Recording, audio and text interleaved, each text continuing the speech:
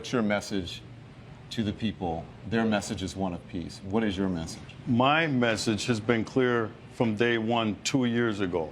This anti-cop sentiment from this hateful ideology called Black Lives Matter has fueled this rage against the American police officer. I predicted this 2 years ago.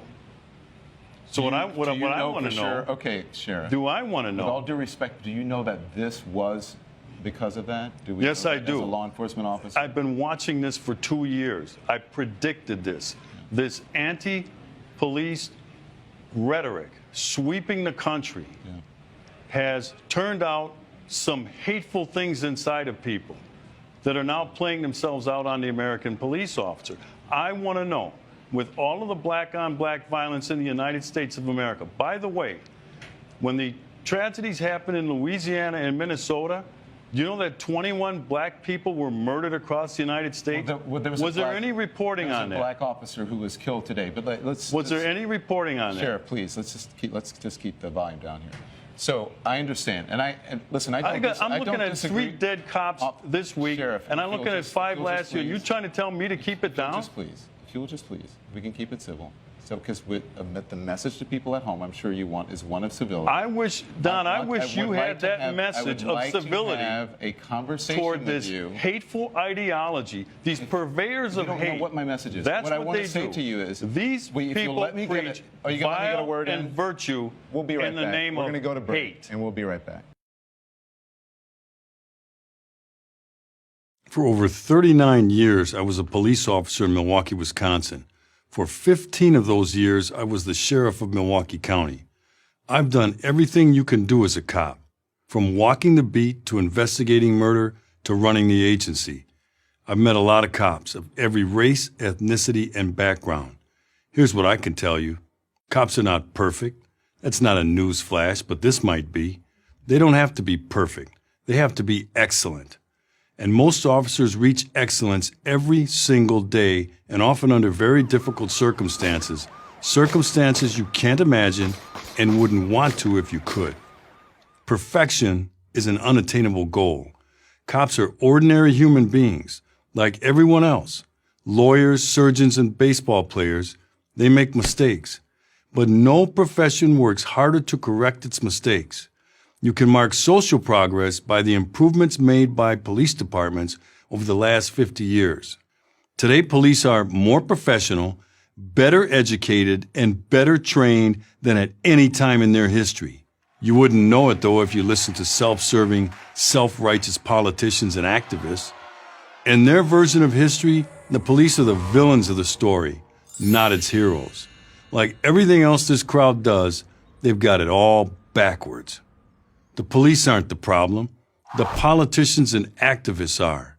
The police didn't create the failed urban policies that have locked people into generational poverty.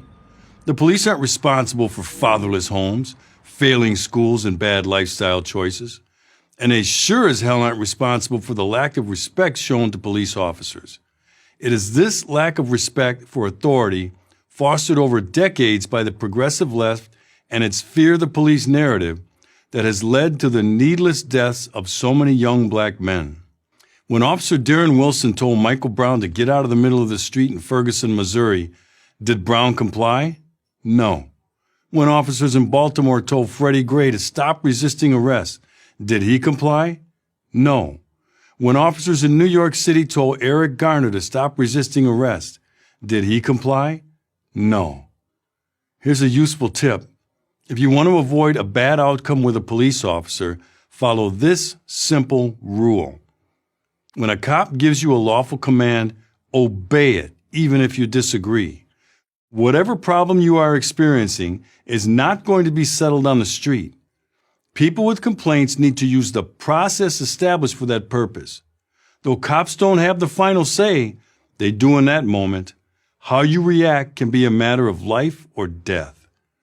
But the idea that a law-abiding citizen has to fear the police is a terrible and destructive lie. Let's get some perspective.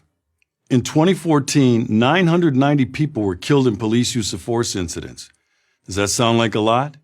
Did you know that according to a Johns Hopkins study, That same year, medical errors killed 250,000 people.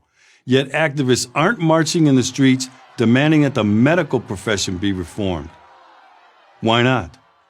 Why is it that the people who protect you from the bad guys, and I've seen these bad guys close up, are the subject of distrust and anger?